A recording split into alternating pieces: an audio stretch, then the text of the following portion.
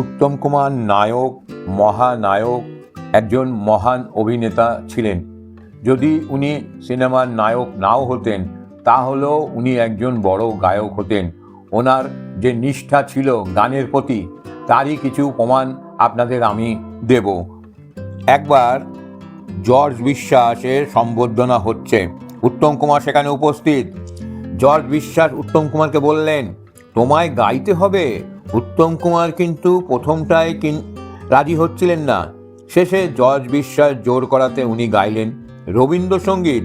গান শেষ হওয়ার পরে জর্জ বিশ্বাস দর্শকদের সামনে দাঁড়িয়ে বললেন, এর গান তো শুনলেন, আমার থেকে কি কোনো অংশে কম কি? সঙ্গে সঙ্গে উত্তম কুমার জর্জ বিশ্বাসের পায়ে ধুলো নিয়ে বললেন, ছি ছি, এ কি বলছেন?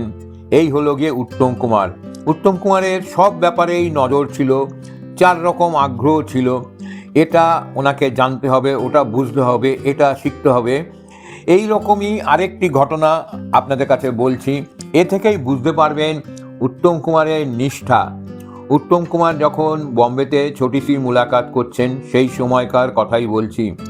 ওই ছবিতে একটা বিখ্যাত গান ছিল না, মোহাম্মদ রফির কণ্ঠে, ছোটি সি মুলাকাত তো প্যার বান গাই।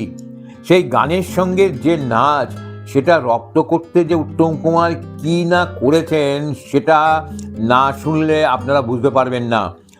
ময়রা স্ট্রিটের সেই বড় হলঘরটায় খালি গায়ে শুধু একটা শর্টস পরে টেপ রেকর্ডে গানটা ঘন্টার পর ঘন্টা চালিয়ে নাচটা প্র্যাকটিস করত। একবার করে শেষ হয়ে যাচ্ছে, আবার বলছে রিওয়াইন্ড রিওয়াইন্ড।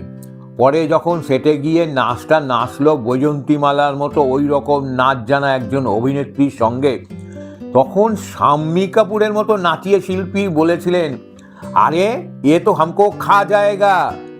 তাহলে দেখছেন উত্তম কুমার গানই হোক, নাচই হোক, সব কিছুতেই নিখুঁত এবং সেরা পারফরমেন্স করতেন।